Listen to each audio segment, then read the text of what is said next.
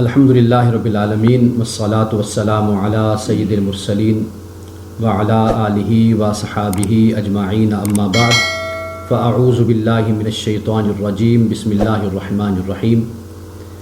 18ویں پارے کی آخری سورت الفرقان، اس کے پہلے 2 رکوع 18ویں پارے میں ہیں اور باقی رکوع 19ویں پارے میں ہیں۔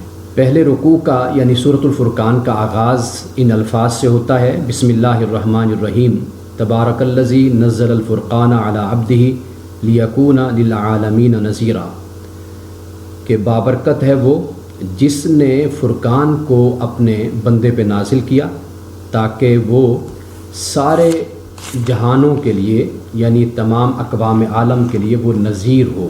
اس رکوع میں جو اعتراض کیا جاتا تھا رسول اللہ صلی اللہ علیہ وسلم کی ذات اقدس پر بحیثیت رسول کے، اس رکوع میں ان اعتراضات کا ذکر کیا گیا ہے۔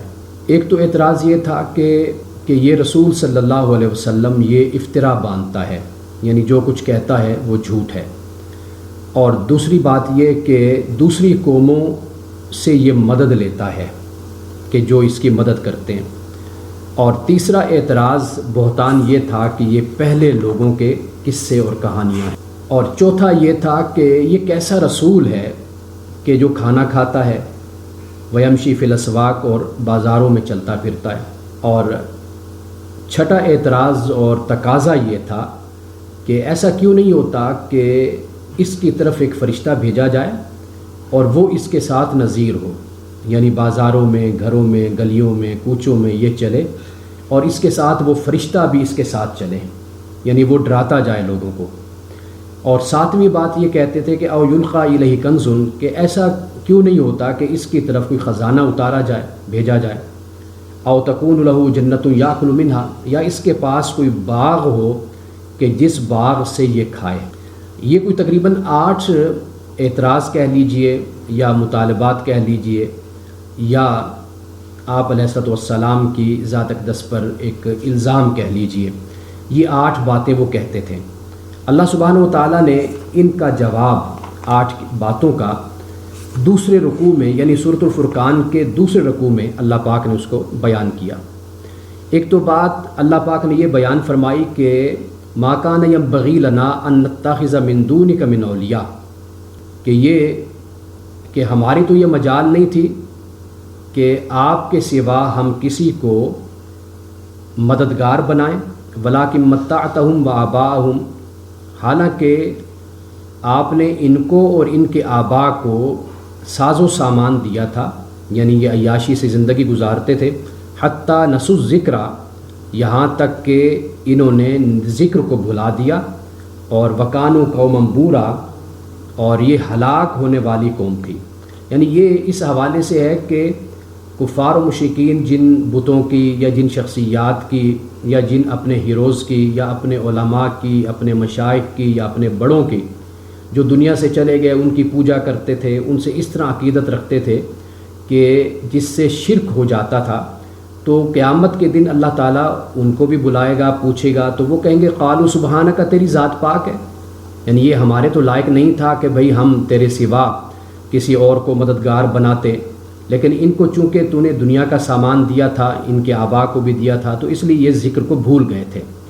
اب یہاں پر اس بات کو یعنی کفار و مشرکین کے اس رویے کو بیان کرنے کے بعد پھر ان اعتراضات کا جواب اس طرح دیا، فرمایا وما ارسلنا قبلک من المرسلین، کہ ہم نے آپ سے پہلے رسولوں کو نہیں بھیجا مگر انہم لیاکلون الطعام ویمشون فی الاسواق، کہ وہ کھانا بھی کھاتے تھے اور بازاروں میں چلتے بھی تھے، وجعلنا بعضکم لبعض فتنہ، اور ہم نے تمہیں ایک دوسرے کے لیے فتنہ بنایا، آزمائش، یعنی نبی اور ایمان والے کفر والوں کے لیے آزمائش ہیں اور کفر والے نبی اور ایمان والوں کے لیے آزمائش ہیں، اس لیے کہ نبی جو پیغام لے کر آئے اس کو وہ نہیں مانتے تو یہ ان کے لیے آزمائش ہے، اور اگر وہ جو نظریہ اور جو عقیدہ رکھتے ہیں اور پیغمبر صلی اللہ علیہ وسلم اور مومنین اس کو نہیں مانتے اور وہ اس دشمنی پر تل جاتے ہیں اور ان کو تکالیف پہنچاتے ہیں، تو ایک لحاظ سے ایمان والوں کے لیے اور نبی صلی اللہ علیہ وسلم کے لیے بھی ایک آزمائش ہے۔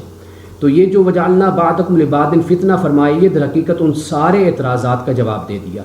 یعنی ایک آزمائش ہے، یہ پیغمبر صلی اللہ علیہ وسلم کے فرشتہ ان پر نہیں اترتا، فرشتہ ان کے ساتھ نہیں چلتا، یا ان کے پاس تم باغات نہیں دیکھتے، یا ان کے پاس تم خزانے نہیں دیکھتے، یہ سب کی سب آزمائش بن جاتی ہیں کفر کرنے والوں کے لیے.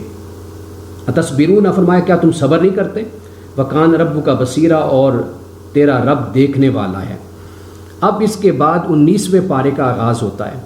اب یہ 19واں پارہ، اس میں کچھ باتیں تو قرآن مجید کے حوالے سے اللہ پاک نے بیان کی ہیں، اور انکار کرنے والوں کا جو پچھتاوا ہے اس کو بھی اس میں بیان کر دیا گیا، خاص طور پر یعنی قرآن کو بیان کیا گیا.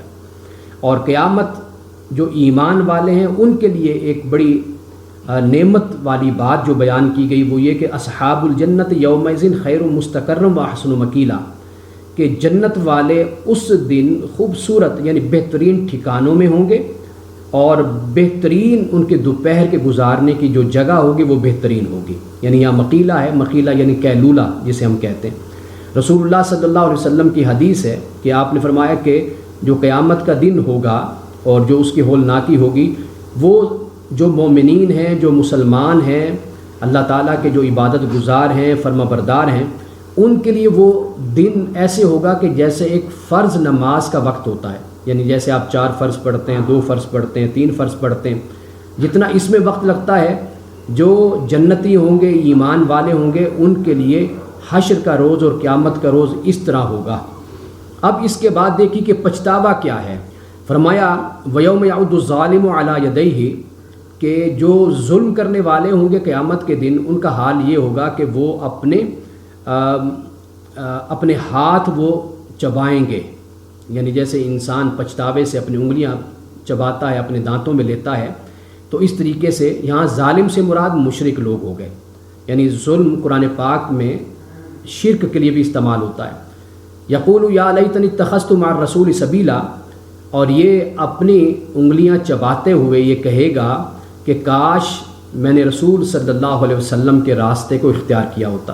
یعنی رسول صلی اللہ علیہ وسلم کی معیت میں نے زندگی گزاری ہوتی، آپ کی اطاعت و فرما برداری میں گزاری ہوتی. پہلا پچھتاوا تو یہ ہے. دوسرا یہ کہ یا ویلتا لیتنی لم اتخذ فلانا خلیلا، کہ ہائے افسوس کہ کاش میں نے فلاں کو دوست نہ بنایا ہوتا. یعنی فلاں کو دوست نہ بنایا ہوتا. لقد اضلنی عن الذکر بعد اذ جاءنی، کہ اس نے مجھے ذکر کے آنے کے بعد مجھے ذکر سے غافل کر دیا، گمراہ کر دیا. وکان الشیطان للانسان خذولا، اور انسان تو ویسے بھی انسان کے لیے بے وفا ہے، دھوکہ دینے والا ہے. اب اس کے بعد دیکھیے رسول اللہ صلی اللہ علیہ وسلم کا شکوہ ہے قرآن کے حوالے سے کہ وقال رسول یا رب ان قوم اتخذوا ھذا القرآن مہجورا، کہ رسول کہے گا کہ اے میرے رب کہ بے شک میری قوم نے اس قرآن کو چھوڑ دیا تھا. یعنی اس قرآن کو، اب اس کے 2 معنی بیان ہوتے ہیں. ایک تو حجر ہے، یعنی اگر ہم یہ جو لفظ استعمال ہوا مہجورا، اگر ہم اس کو لیتے ہیں حجر سے، تو پھر تو اس کا مطلب ہوگا کہ میری قوم نے قرآن کو قابل التفات ہی نہیں سمجھا، اس کو قبول ہی نہیں کیا، قرآن کو اس کا اثر ہی نہیں لیا. اگر حجر سے ہم اس کا مطلب لیتے ہیں. اگر ہم اس کا مطلب حجر سے لیتے ہیں تو پھر اس کا مطلب ہوگا کہ انہوں نے قرآن کو ایک فضول کتاب سمجھا، یعنی فضول کلام سمجھا، فضول حدیث سمجھا، فضول گفتگو اور بات سمجھا. ایک بات یہ. دوسرا اگر حجر سے ہم اس کا مطلب لیتے ہیں تو اس کا مطلب یہ ہوگا کہ قرآن پاک کو انہوں نے تضحیق کا نشانہ بنایا، قرآن کی توہین کی، یعنی قرآن پر فضول قسم کی باتیں کی. تو یہ اس کے معانی اور مفاہیم بنتے ہیں. اب ہمیں اپنے آپ کو یہ دیکھنا ہے کہ ہم اس حوالے سے کہاں پر کھڑے ہوئے اور ہمیں اس سے بچنے کی کوشش کرنی چاہیے. یعنی حجر کا جو ایک مطلب یہ کیا جاتا ہے کہ قابل التفات ہی نہ سمجھا، قبول ہی نہ کیا، اثر ہی نہ لیا. تو آج ہماری صورتحال کچھ اسی طرح کی ہے کہ قرآن پاک کی طرف ہمارا التفات نہیں، ہماری توجہ نہیں، ہم قرآن پاک کو سمجھتے نہیں ہیں، سمجھنا نہیں چاہتے، بلکہ ہم یہ خیال کرتے ہیں کہ قرآن پاک کو تو ہم سمجھ ہی نہیں سکتے. دنیا جہان کی زبانیں سیکھ لیں گے، انگلش ہے، فرینچ ہے، جاپنیز ہے، ہر طرح کی زبان، لیکن جب قرآن کی بات ہوگی تو ہمارے لیے عربی زبان سب سے مشکل زبان ہوگی. آپ دیکھیے کہ قرآن مجید اب تک بحمد اللہ تعالیٰ ہم 19ویں پارے میں پہنچے ہیں. آپ دیکھیے کتنا آسان ہے قرآن پاک، تصریف آیات ہیں. حضرت موسیٰ علیہ السلام کا ذکر بار بار ہو رہا ہے، حضرت لوط کا، حضرت ابراہیم کا، حضرت نوح کا، حضرت شعیب کا، ابھی آگے جا کر سورۃ الشعراء میں پھر ان انبیاء علیہ السلام کا ذکر ہوتا ہے۔ اب آپ دیکھیے کہ بار بار جب ان چیزوں کو آپ پڑھیں گے تو اس سے وہ جو تذکیر اور نصیحت ہے انسان کو اس سے حاصل ہوتی ہے، تزکیہ نفس انسان کا ہوتا ہے۔ قرآن کا مقصود ہی یہی ہے، لیکن بدقسمتی یہ ہے کہ ہم نے قرآن پاک کو یہ سمجھ لیا کہ شاید یہ کوئی سائنس کی کتاب ہے، یہ قرآن کوئی میتھ کی کتاب ہے، قرآن پاک شاید کسی فن کی کتاب ہے کہ ہم اس کو اس زاویے سے سمجھنا چاہیں تبھی ہم سمجھ سکتے ہیں، ویسے ہم اس کو نہیں سمجھ سکتے۔ حالانکہ قرآن پاک جہاں ایک عام آدمی کو ہدایت دیتا ہے، وہاں پر یہ ایک عالم کو، ڈاکٹر کو، انجینئر کو، ہائیلی کوالیفائڈ کو بھی قرآن پاک ہدایت دیتا ہے۔ یعنی قرآن پاک کا یہ معجزہ ہے کہ جس سطح کا بھی انسان ہوگا وہ قرآن پاک سے استفادہ کر سکتا ہے۔ اب اس کے بعد دیکھیے فرمایا کہ اے نبی صلی اللہ علیہ وسلم، یعنی اس بارے میں آپ کے اس آپ کہہ لیجئے کہ دکھ کو اللہ پاک نے دور کیا۔ کیا فرمایا کہ اسی طرح ہر نبی کے ہم نے مجرموں سے دشمن بنائے ہیں۔ مجرمین کتنے انبیاء علیہ السلام آئے جو مجرم خیالات رکھنے والے، ارادہ رکھنے والے اور فطرت رکھنے والے لوگ تھے، انہوں نے انبیاء علیہ السلام کی ہمیشہ مخالفت کی۔ اب قرآن پاک کو اللہ سبحانہ و تعالیٰ نے نازل کیا تدریجاً، تھوڑا تھوڑا، آیت نمبر 32 میں۔ اب آپ دیکھیے کہ چونکہ ان کا یہ بھی اعتراض تھا کہ ایک ہی دفعہ قرآن کو کیوں نہ نازل کر دیا گیا، اللہ پاک نے فرمایا کذالک لنثبت بہ فؤادک، کہ قرآن پاک اس لیے ہم تھوڑا تھوڑا کر کے نازل کرتے ہیں تاکہ ہم آپ کا ایک تو ذہن نشین کراتے رہیں، یعنی آپ کا دل ہم مضبوط کریں اس سے، ورتلناہ ترتیلا، اور پھر اس کو ہم ایک خاص ترتیب سے الگ الگ جزوں میں ہم اس کو پھر اتاریں۔ اب اس کے بعد دیکھیے کہ ایک اور طریقے سے اسی اعتراض یا اسی سوال کا جواب بھی دے دیا، اور وہ یہ کہ فرمایا کہ ولا یاتونک بمثل الا جئناک بالحق، اور نہیں آپ کے پاس آتی مثال مگر کہ ہم آئے آپ کے پاس یا آپ کے پاس لائے حق، واحسن تفسیرہ، اور بہترین طریقے کی تفسیر۔ یعنی اس سے مراد یہ ہے کہ آپ کے پاس اگر کوئی شخص آتا ہے اور آپ سے پوچھتا ہے تو اسی حساب سے اللہ تعالیٰ نے وہی نازل کر دی۔ اگر کوئی غزوہ ہوا اس حساب سے نازل کر دی، یہود و نصارہ کے اعتراضات تھے اس حساب سے اللہ تعالیٰ نے وہی نازل کر دی، کفار و مشرکین کے سوالات تھے اس حساب سے نازل کر دی۔ تو اللہ پاک نے فرمایا کہ ہم موقع کے حساب سے، وقت کے حساب سے، سوال کے حساب سے ہم آپ پر حق کو اتارتے ہیں، حق لاتے ہیں، اور بہترین طریقے سے ہم تفسیر بیان کر دیتے ہیں۔ یعنی یہ قرآن پاک کو تدریجاً گریجولی نازل کرنے کی یہ حکمت اللہ سبحانہ و تعالیٰ نے بیان کر دی، یعنی ایک ہی دفعہ قرآن کو نازل اس لیے نہیں کیا۔ اب اس کے بعد اس کے باوجود کہ یہ وہ ساری باتیں ہیں جس کو انسانی عقل بھی قبول کرتی ہے، انسانی مشاہدہ بھی قبول کرتا ہے، انسانی تجربہ بھی قبول کرتا ہے، اس کے باوجود بھی لوگ ہٹ درمی پر لگے رہتے ہیں، تو اللہ پاک فرماتا ہے الذین یحشرون علی وجوہہم الی جہنم، یہ وہ لوگ ہیں کہ جو اوندھے منہ جہنم کی طرف دھکیلے جانے والے ہیں۔ اولئک شر مکانا واضل سبیلا، اور ان لوگوں کا جو مکان ہے وہ بہت ہی برا ہے اور یہ بہت ہی زیادہ راہ حق سے بھٹکے ہوئے ہیں۔ اب اس کے بعد پہلی قوموں کا بھی ذکر ہوتا ہے اور عرب کا بھی ذکر کیا جاتا ہے، یعنی حضرت موسیٰ علیہ السلام سے اس چوتھے رکوع کا آغاز ہوتا ہے، اور پھر اس کے بعد حضرت نوح علیہ السلام کا بھی ضمناً ذکر ہوتا ہے، اور قوم عاد کا، قوم سمود کا، قوم اصحاب الرس کا بھی ذکر ہوتا ہے، اور اس طرح اللہ سبحانہ و تعالیٰ ان ساری مثالوں کو بیان کر دیتا ہے، اور پھر یہ بھی بیان کر دیتا ہے کہ وَإِذَا رَأَوْكَ إِن يَتَّخِذُونَكَ إِلَّا هُزُوًا، کہ جب یہ آپ کو دیکھتے ہیں تو اے نبی صلی اللہ علیہ وسلم آپ کا صرف اور صرف مذاق اڑاتے ہیں۔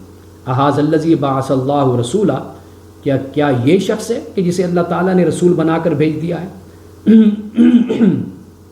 آگے کہتے ہیں کہ إِن كَادَ لِيُضِلُّنَا عَنْ آلِهَتِنَا، کہ ہم تو اپنے خداؤں سے بھٹک ہی جاتے، گمراہ ہو جاتے، لولا ان صبرنا علیہا، اگر ہم نے اس پر اپنے خداؤں پر اگر ہم نے استقامت اختیار نہ کی ہوتی۔ وسوف یعلمون، ان قریب یہ جان لیں گے، حین یرون العذاب، جب یہ عذاب کو دیکھیں گے، کہ من اضل سبیلا، کہ کون زیادہ گمراہ ہے۔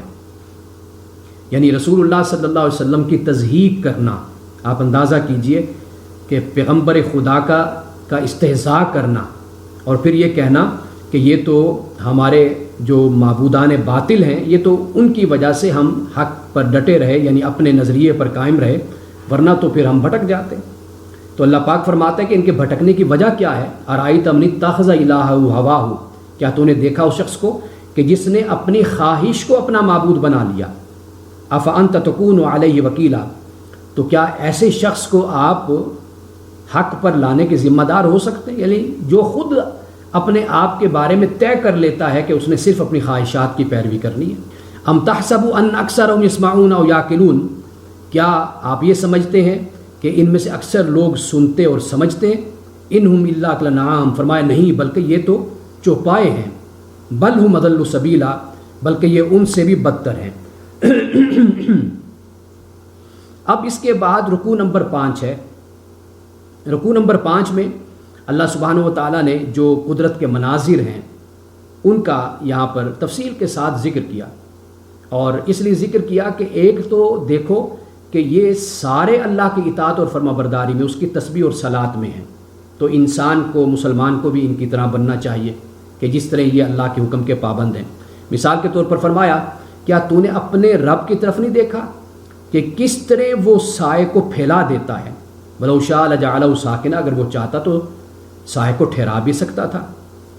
اور پھر اس نے سورج کو فرمایا کہ اس پر دلیل بنا دیا، اور سورج کے ذکر کرنے کے بعد پھر فرمایا کہ رات لباس ہے اور نیند موجب آرام ہے، یعنی انسان آرام کرتا ہے، اور دن کے وقت انسان پھر اٹھ کھڑا ہوتا ہے۔ اور اسی طرح اللہ تعالیٰ نے ہواؤں کو بشارت بنا دیا کہ جب ہوائیں چلتی ہیں پھر اس کے بعد بارش ہوتی ہے، اور یہ بھی فرمایا کہ ہم نے پاک پانی آسمان سے ہم نے نازل کیا ہے۔ یعنی اس پیرائے میں آپ اللہ کی وحی کو، اللہ کے دین کو بھی آپ دیکھ سکتے ہیں، اور پھر یہی پانی ہے کہ جس سے اللہ تعالیٰ مردہ شہروں کو پھر زندہ کر دیتا ہے، اور یہی پانی ہے کہ جو اللہ پاک فرماتا ہے کہ ہم جانوروں کو بھی پلاتے ہیں اور پھر ہم انسانوں کو بھی پلاتے ہیں۔ پھر اس کے بعد فرمایا کہ وَلَقَدْ صَرَّفْنَاهُ، کہ ہم اس کو بار بار تمہارے سامنے لاتے ہیں، ان کے سامنے لاتے ہیں، یذکروا، تاکہ یہ نصیحت حاصل کریں، فَأَبَى أَكْثَرُ النَّاسِ إِلَّا كُفُورًا، لیکن لوگوں کی جو اکثریت ہے وہ تو ناشکری ہے۔ اب اس کے بعد رسول اللہ صلی اللہ علیہ وسلم کی رسالت اور نبوت کہ جو ایک خاص خطے کے لیے نہیں تھی، فرمایا وَلَوْ شِئْنَا لَبَعَثْنَا فِي كُلِّ قَرْيَةٍ نَذِيرًا، اگر ہم چاہتے تو ہر بستی میں ہم ایک نذیر بھیجتے، لیکن ایسا نہیں کیا، ہم نے صرف ایک نذیر بھیجا، یعنی رسول اللہ صلی اللہ علیہ وسلم کو، جو ساری انسانیت کے لیے اور قیامت تک کے لیے۔ فَلَا تُطِعِ الْكَافِرِينَ، کافروں کی اطاعت نہیں کرنی، وَجَاهِدْهُمْ بِهِ جِهَادًا كَبِيرًا، اور قرآن کے ذریعے سے بڑا جہاد کرنا۔ یعنی اب آپ دیکھیے کہ اللہ سبحانہ و تعالیٰ قرآن کے ذریعے سے جو آپ کوشش کریں گے، محنت کریں گے، وہ اس کو اللہ تعالیٰ جہاد کبیر قرار دے رہا ہے۔ اب قرآن پاک کوئی تلوار تو نہیں ہے نا، قرآن پاک تو علم کی کتاب ہے، تذکیر کی کتاب ہے، نصیحت کی کتاب ہے، تو اللہ سبحانہ و تعالیٰ یہ فرماتا ہے کہ قرآن کے ذریعے سے جہاد کرو۔ یہ یاد رکھیے کہ جب تک مسلمان قوم قرآن کے ذریعے سے جہاد کرتی رہی، اس وقت تک مسلمانوں کو عروج حاصل رہا، مسلمانوں نے ترقی کی، مسلمانوں کے اخلاقی معیار بھی بلند رہے، علمی معیار بھی بلند رہے۔ جب مسلمانوں نے قرآن کو چھوڑ دیا، یعنی جہاد کبیر کو چھوڑ دیا، تو اس کے بعد پھر مسلمانوں میں اخلاقی پستی بھی پیدا ہوئی، پھر مسلمانوں میں علمی پستی بھی پیدا ہو گئی۔ تو قرآن پاک کے ذریعے سے جہاد ہمیں کرنا چاہیے۔ یہ جہاد کون سا ہے؟ یہ کردار، اخلاق، علم، حکمت کا جہاد ہے، اور یہ کردار اور اخلاق میں سر بلندی کا جہاد ہے، جسے قرآن پاک نے یہاں پر بیان کیا۔ اللہ پاک نے پھر اس سے آگے فرمایا کہ یہ دو سمندر ہیں، اب ان کو، اس سمندر کو اللہ نے یعنی دو حصوں میں تقسیم کر دیا، یعنی ایک طرف تو کھارا پانی ہوتا ہے، دوسری طرف میٹھا پانی ہوتا ہے۔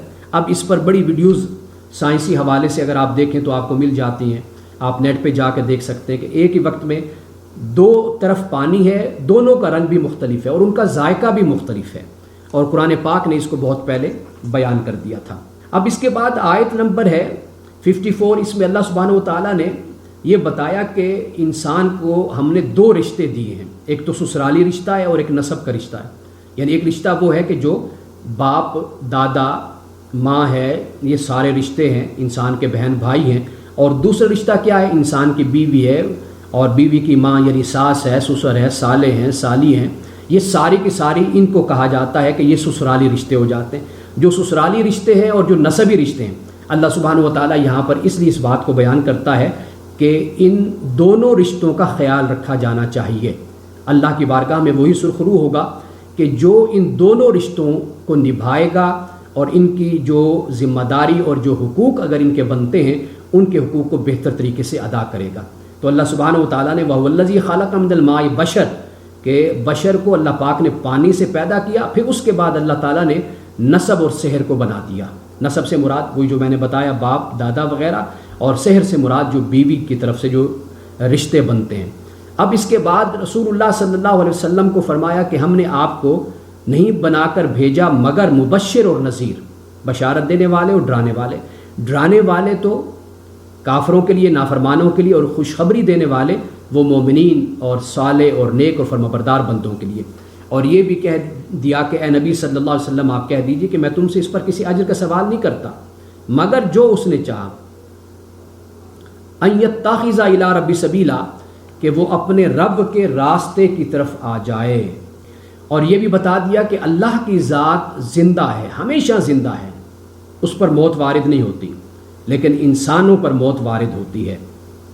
اور پھر اللہ سبحانہ و تعالیٰ نے آسمانوں کا ذکر کیا، زمین کا ذکر کیا کہ 6 دنوں میں، 6 ایام میں یا 6 مراحل میں اللہ سبحانہ و تعالیٰ نے ان کو پیدا کر دیا۔ اور پھر یہ کہا کہ بھئی جب ان کو کہا جاتا ہے کہ سجدہ کرو رحمان کے لیے، کہتے ہیں رحمان کو انسجد لما تامرنا وزادہم نفورا کہ کیا ہم سجدہ کریں اس کا کہ جس کا تو ہمیں حکم دیتا ہے۔ اور یہ جو وحی ہے، یہ جو حکم ہے، یہ ان کی نفرت میں اضافہ کرتا ہے۔ اللہ سبحانہ و تعالیٰ آخر میں انسان کو سجدے کی تلقین کرتا ہے، اس سے پہلے بتا دیتا ہے کہ اس کائنات میں شجر و حجر، چرند پرند اور چوپائے حیوانات، انعام، سارے کے سارے اللہ کی فرمانبرداری میں لگے ہوئے ہیں۔ پھر اس کے بعد انسان کو تلقین کرتا ہے اور یہ بتاتا ہے کہ دیکھو کہ یہ جیسے یہ فرمانبرداری میں ہے اسی طرح تم بھی فرمانبرداری میں آ جاؤ۔ انسان فرمانبرداری میں اپنے ارادہ اور اختیار سے آئے گا۔ اب اس کے بعد اللہ سبحانہ و تعالیٰ نے رکوع نمبر 6 ہے، اس میں رحمان کے بندوں کی نشانیوں کو بیان کیا ہے۔ اب رحمان کے بندوں کی نشانیاں بیان کرنے سے پہلے جو 2 آیات ہیں اس میں پھر اللہ سبحانہ و تعالیٰ نے انسان کو متوجہ کیا ہے آسمان کی طرف، آسمان کے بروج کی طرف اور قمر کی طرف، سورج کی طرف، رات اور دن کی طرف اللہ سبحانہ و تعالیٰ نے متوجہ کیا۔ اور اس کے بعد پھر رحمان کے بندوں کی نشانیاں بیان ہوتی ہیں۔ پہلی نشانی کیا ہے رحمان کے بندوں کی؟ فرمایا کہ زمین پر چلتے ہیں تو ہولے ہولے چلتے ہیں، یعنی نرمی سے چلتے ہیں، ان کی چال میں نرمی، عجز و انکساری ہوتی ہے۔ اور دوسری صفت بیان کی کہ وَإِذَا خَاطَبَهُمُ الْجَاهِلُونَ قَالُوا سَلَامًا، اور جب جاہلوں سے بات کرتے ہیں تو ان سے کہتے ہیں کہ تم کو سلام۔ اور پھر اس کے بعد جو تیسری نشانی بیان کی وہ یہ کہ وَالَّذِينَ يَبِيتُونَ لِرَبِّهِمْ سُجَّدًا وَقِيَامًا کہ یہ رات کو سجدہ اور قیام میں رہتے ہیں۔ اور اس کے بعد اللہ کی بارگاہ میں عرض کرتے ہیں کہ مولا ہم سے جہنم کے عذاب کو پھیر دے، اس لیے کہ یہ جو جہنم کا عذاب ہے یہ تو ایک روگ ہے جان کے لیے اور بہت ہی برا ٹھکانہ رہنے کا اور مقام کا ہے۔ اس کے بعد پھر مومنین کی 5ویں صفت رحمان کے بندوں کی بیان کی کہ جو خرچ کرتے ہیں تو نہ تو اسراف کرتے نہ بخل کرتے، اس کے درمیان کا راستہ اختیار کرتے ہیں۔ اور پھر اس کے بعد جو 6ٹھی صفت بیان کی وہ یہ کہ اللہ کے ساتھ یعنی کسی اور کو شریک نہیں ٹھہراتے، اور ولا یقتلون النفس التی حرم اللہ الا بالحق، اور پھر کسی نفس کا یعنی یہ 7واں وصف بیان کر دیا کہ کسی نفس کا قتل نہیں کرتے یعنی ظلم نہیں کرتے، اور 8واں جو وصف بیان کیا وہ یہ کہ ولا یزنون، یہ زنا نہیں کرتے۔ اب یہ سب کچھ بیان کرنے کے بعد فرمایا کہ اگر کوئی ان سے خطا اور غلطی ہو جاتی ہے تو پھر یہ توبہ کرتے ہیں، اللہ کی بارگاہ میں پلٹتے ہیں، ایمان کو تازہ کرتے ہیں، اچھے اعمال کرتے ہیں، تو اللہ سبحانہ و تعالیٰ پھر ان کی جو برائیاں ہیں ان کو بھی اچھائیوں میں بدل دیتا ہے۔ اور یہ بھی فرما دیا کہ جو توبہ کرتا ہے اور اچھے کام کرتا ہے تو اللہ سبحانہ و تعالیٰ ان کی طرف رجوع کرتا ہے رحمت کے ساتھ، محبت کے ساتھ۔ اور پھر 9ویں جو ان کی وصف ہے آیت نمبر 72 میں فرمایا کہ یہ جھوٹے گواہ نہیں بنتے، جھوٹی شہادتیں نہیں دیتے۔ وَإِذَا مَرُّوا بِاللَّغْوِ مَرُّوا كِرَامًا، اور جب کسی لغو بات سے گزرتے ہیں تو بڑی عزت کے ساتھ لغو بات سے گزر جاتے ہیں، یعنی لغو بات میں انوالو نہیں ہوتے۔ یہ بھی ایک بڑی شان کی بات ہوتی ہے کہ اگر آپ کو ایک ایسے ماحول میں پہنچ جائیں کہ جہاں پر لغو اور فضول بات ہو رہی ہو لیکن آپ وہاں پر اپنے دامن کو بچا کر رکھیں اور وہاں پر بھی اپنے وقار کو اور اپنی انفرادیت کو اور اپنی شان کو آپ قائم رکھیں، یہ بہت بڑی بات ہوتی ہے۔ تو اللہ سبحانہ و تعالیٰ نے یہاں پر مومنین کی اس 10ویں صفت کو بھی بیان کیا۔ اس کے بعد 11ویں صفت یہ بیان کی کہ والذین اذا ذکروا بآیات ربہم، جب ان کے سامنے اللہ کی آیات کی تلاوت کی جاتی ہے یا اس کا ذکر کیا جاتا ہے یا یاد دلائی جاتی ہے، تو لم یخروا علیہا صما وعمیانا، تو یہ اندھے بہرے ہو کر اس پر نہیں گر جاتے، یعنی اس پر غور و فکر کرتے ہیں، سوچتے ہیں۔ اور 12ویں صفت یہ بیان کر دی کہ یہ اپنے رب سے دعا کرتے ہیں۔ دعا یہ ہے کہ ربنا ہب لنا من ازواجنا وذریاتنا قرۃ اعین، کہ اے ہمارے رب ہمیں اپنی بیویوں سے اور ہمیں اپنی اولادوں سے ہمیں آنکھوں کی ٹھنڈک عطا کر، یعنی ان کا کردار بیوی بچوں کا ایسا ہو کہ ہمارے دلوں کو سکون مل جائے۔ وجعلنا للمتقین اماما، اور ہمیں متقین کا امام بنا دے۔ اولئک یجزون الغرفۃ، اب اللہ تعالیٰ نے ان کے لیے انعام و اکرام کا جو وعدہ کیا اس کا بیان ہو رہا ہے کہ یہ وہ لوگ ہیں کہ ان کو بلند مقام کی جزا دی جائے گی، بما صبروا، اس وجہ سے کہ انہوں نے صبر کیا، ویلقون فیہا تحیۃ و سلاما، اور آداب و تسلیمات سے ان کا استقبال ہوگا۔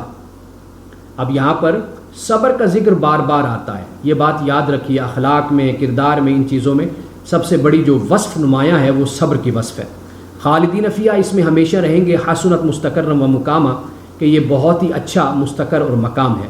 اب یہ جو آخری آیت ہے سورۃ الفرقان کی، یہ بہت اہم ہے کہ اس میں فرمایا قل ما یعبأ بکم ربی لولا دعاؤکم، کہہ دیجئے کہ نہیں پرواہ تمہاری میرے رب کو، لولا دعاؤکم، اگر تمہاری دعا نہ ہو۔ یعنی ایک معنی اس سے یہ سمجھ آتا ہے کہ اللہ سبحانہ و تعالی کا تعلق اور قرب یہ سب سے بڑی منزل ہے جو مومن کو حاصل کرنی ہے، اور یہ وہ چیز ہے جو انسان کو دوسرے چوپایوں سے، جانوروں سے جدا کرتی ہے۔ تو اللہ سبحانہ و تعالیٰ فرماتا ہے کہ اگر مجھے تمہاری پرواہ ہے تو صرف اس لیے کہ تم میرے قرب کے خواہش مند بنتے ہو، میرا قرب چاہتے ہو، میرا تقرب چاہتے ہو۔ ایک معنی تو یہ بنتا ہے، اور دوسرا معنی اس کا یہ بنتا ہے کہ اللہ سبحانہ و تعالیٰ کو تمہاری پرواہ نہیں ہے، لولا دعاؤکم، وہ تمہیں صرف پکارتا ہے، بلاتا ہے جنت کی طرف، ایمان کی طرف، اسلام کی طرف، یعنی اللہ یہ چاہتا ہے کہ تم جنت کے حقدار بن جاؤ، تم جنت میں داخل ہو جاؤ، یہ اللہ سبحانہ و تعالیٰ کو پرواہ ہے۔ ورنہ خدا کو کوئی تمہاری پرواہ نہیں، اس لیے کہ تمہارے بغیر اس کی کائنات کا نظام چل رہا ہے۔ اگر تم عبادت نہیں کرو گے، فرما برداری نہیں کرو گے، تو اس کی ذات تو غنی مستغنی ہے، اسے تمہاری عبادتوں کی ضرورت نہیں ہے، وہ تو صرف اس لیے تمہاری پرواہ کرتا ہے کہ بھئی تم جنت کے حقدار بن جاؤ، جنت کے مستحق بن جاؤ۔ فقط کذبتم فسوف یکون لزاما، پس تم نے جھٹلا دیا اور پھر تمہیں ایک ایسا عذاب آ کر چمٹے گا کہ جس سے پھر تم اپنی جان نہیں چھڑوا پاؤ گے۔ اب اس کے بعد سورۃ الشعراء ہے، یہ بھی مکی ہے۔ اب اس میں آغاز تو یہاں سے ہوتا ہے کہ طاسیم تلک آیات الکتاب المبین، کہ یہ کتاب مبین کی آیات ہیں۔ لعلک باخع نفسک الا یکونوا مؤمنین، کہ نبی صلی اللہ علیہ وسلم کیا آپ اپنی جان کو گھلا بیٹھیں گے اگر یہ لوگ مومن نہ بنیں؟ اور اسی طرح سورۃ الکہف کے آغاز میں بھی اللہ سبحانہ و تعالیٰ نے اسی بات کو بیان کیا کہ اگر اس کتاب پر یہ ایمان نہیں لاتے، اس بات پر ان لم یؤمنوا بہذا الحدیث اسفا، تو کیا آپ افسوس میں اپنی جان کو گھلا بیٹھیں گے، اپنی جان کو ہلاک کر بیٹھیں گے؟ اب یہاں پر اس بات کو بیان کیا، اور پھر اس کے بعد اللہ سبحانہ و تعالیٰ نے رکوع نمبر 2 ہے، 3 ہے، 4 ہے، پہلے رکوع میں کچھ انبیاء علیہ السلام کا ذکر کر دیا، پھر اس کے بعد دوسرے، تیسرے اور چوتھے رکوع میں حضرت موسیٰ علیہ السلام کا پھر ذکر ہوتا ہے۔ اور یہ جو آیت ہے، آیت نمبر 8 اور 9، ان فی ذلک لآیہ، بے شک اس میں یقیناً نشانی ہے، وما کان اکثر المؤمنین، ان میں سے اکثر لوگ ایمان نہیں لانے والے، وان ربک لہو العزیز الرحیم، اور بے شک تیرا رب یقیناً غالب رحم کرنے والا ہے۔ اب یہ جو 2 آیتیں ہیں یہ آگے ہر رکوع کے آخر میں تقریباً یہ آئی ہیں۔ اب رکوع نمبر 2، 3، 4، یہ 3 رکوع ہیں، اس میں حضرت موسیٰ علیہ السلام کے حوالے سے پھر وہی ساری گفتگو، لیکن انداز مختلف ہے، اور تصریف آیات جسے ہم کہتے ہیں کہ بات کو بدل بدل کر مختلف انداز میں بیان کرنا، یہ پھر سارا ان 3 رکوعوں میں حضرت موسیٰ علیہ السلام کے حوالے سے بیان ہے، کہ جیسے سورۃ طٰہٰ میں بھی ہم پڑھ کر آئے تھے۔ یعنی ایک رکوع میں تو اللہ سبحانہ و تعالیٰ نے ندا دی حضرت موسیٰ علیہ السلام کو، یہ سارا واقعہ بیان کیا کہ آپ کو رسالت اور نبوت آپ کو عطا کر دی گئی، اور پھر آپ فرعون کے پاس پہنچے، اس کو بلایا، پھر وہ آپ کے جو معجزے ہیں وہ آپ نے ان کا ظہور ہوتا ہے، اور پھر دوسرے رکوع میں یہ جو جادو کے حوالے سے ساری بات ہے، اور اس کے بیان کے بعد تیسرے رکوع میں پھر رات کے وقت حضرت موسیٰ علیہ السلام، بلکہ چوتھے رکوع میں حضرت موسیٰ علیہ السلام پھر رات کے وقت لے کر اپنی قوم کو نکلتے ہیں، اس کا ذکر سارا پھر یہاں پر اللہ پاک نے بیان کیا، اور جو قوم موسیٰ کو جو انعام اور جو اللہ کی طرف سے نعمتیں عطا کی گئیں ان کا بھی ذکر ہوا، اور پھر انجام کا بھی ذکر ہوتا ہے۔ اب اس کے بعد جو 5واں رکوع ہے اس میں حضرت ابراہیم علیہ السلام کا ذکر ہوتا ہے۔ ان میں سے جو چند مقامات اور بہت ضروری مقامات، اس لیے کہ اکثر باتیں قرآن پاک نے پہلے بیان کر دی، ہم ان کو پڑھ کر آئے ہیں، تو یہاں پر اللہ سبحانہ و تعالیٰ نے حضرت ابراہیم علیہ السلام کی دعا کو بھی خاص طور پر بیان کیا ہے۔ کیا فرمایا؟ فَإِنَّهُمْ عَدُوٌّ لِّي إِلَّا رَبَّ الْعَالَمِينَ، کہ یہ سارے میرے دشمن ہیں لیکن رب العالمین کی ذات وہ میری دوست ہے، میری خلیل ہے۔ الَّذِي خَلَقَنِي فَهُوَ يَهْدِينِ، وہی رب العالمین ہے کہ جس نے مجھے پیدا کیا، فَهُوَ يَهْدِينِ، وہ میری رہنمائی بھی کرتا ہے، وَالَّذِي هُوَ يُطْعِمُنِي وَيَسْقِينِ، جو مجھے کھلاتا ہے، مجھے پلاتا ہے، وَإِذَا مَرِضْتُ فَهُوَ يَشْفِينِ، جب میں بیمار ہوتا ہوں تو وہ مجھے شفا دیتا ہے، وَالَّذِي يُمِيتُنِي، اور جو مجھے موت دے گا، ثم يحيين، پھر مجھے وہ زندہ کرے گا، والذی اطمع ان یغفر لی خطیئتی یوم الدین، اور وہی ذات ہے کہ میں زیادہ امید رکھتا ہوں کہ وہ مجھے معاف کر دے گا میری خطاؤں کو قیامت کے دن۔ رب ھب لی حکما، اے میرے رب عطا کر مجھے حکم، والحقنی بالصالحین، اور مجھے نیکوکاروں کے ساتھ، صالحین کے ساتھ مجھے شامل کر دے۔ یہ ہر نبی نے دعا کی کہ صالحین کے ساتھ مجھے شامل کر دے۔ وجعل لی لسان صدق فی الآخرین، اور بعد کے آنے والوں میں میری اچھی شہرت کو تو بٹھا دے، قائم کر دے۔ وجعلنی من ورثۃ جنت النعیم، اور مجھے جنت نعیم کے وارثوں میں مجھے شامل فرما دے۔ واغفر لی ابی انہ کان من الضالین، اور میرے باپ کو معاف کر دے کہ وہ گمراہوں میں سے۔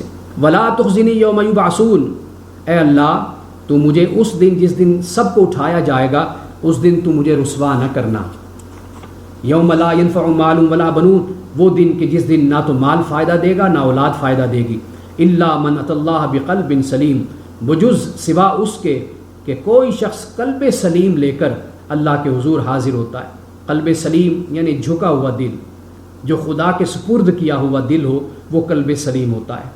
اس کی رضا کے ساتھ راضی، وہ جس حال میں رکھے اس حال میں راضی، یہ وہ اصل دل ہوتا ہے کہ جو اللہ کے ساتھ جڑا ہوتا ہے، اس نے اپنے آپ کو خدا کے سپرد کر رکھا ہوتا ہے، بس اسی کی بارگاہ میں جھکا رہتا ہے اور اسی کے ساتھ ہی رہتا ہے ہر وقت، یہ وہ قلب سلیم ہے۔ تو فرمایا کہ یہ جو قلب سلیم ہے، جو قیامت کے دن یہ لے کر جب رب کی بارگاہ میں کوئی آئے گا تو پھر در حقیقت وہ کامیاب اور کامران ہوگا۔ اب یہ ساری باتیں بیان فرمانے کے بعد کہ قیامت کے دن کوئی بھی جگری دوست کام نہیں آئے گا، یہ سب کچھ دنیا کے معاملات ہیں، یہ دنیا میں رہ جائیں گے، تو پھر آخر میں فرمایا کہ بے شک اس میں نشانی ہے اور اکثر لوگ ایمان نہیں لاتے، اور بے شک تیرے رب یقیناً غالب رحم کرنے والا ہے۔ اب اس کے بعد حضرت نوح علیہ السلام کا ذکر ہوتا ہے۔ حضرت نوح علیہ السلام ہوں، حضرت ابراہیم، تمام پیغمبر، یہ پیغام مشترکہ ہے۔ ایک بات کیا ہے؟